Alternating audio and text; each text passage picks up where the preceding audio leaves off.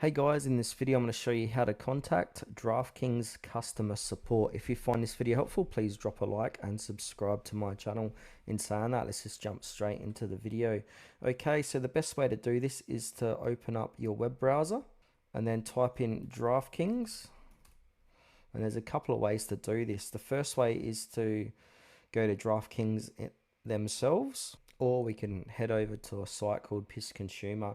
Piss Consumer is probably the quickest and easiest way to find their customer support phone number or mail. So yeah, go over to pissconsumer.com, and now from here where it says search, type in Draftkings and then click onto Draftkings here under companies.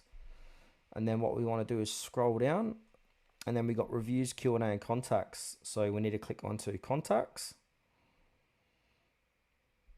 And we've got a number here, so we got a toll-free number here, or we can click on call customer service, or if you rather text and not speak on the phone, we can send a message. So we've got a customer service line here, and we've got some more emails as well if you can't get through there, that you can shoot a number across, or a message across, sorry. And if we go down and click on more numbers and emails, it's going to show you some more contact details for Draftkings.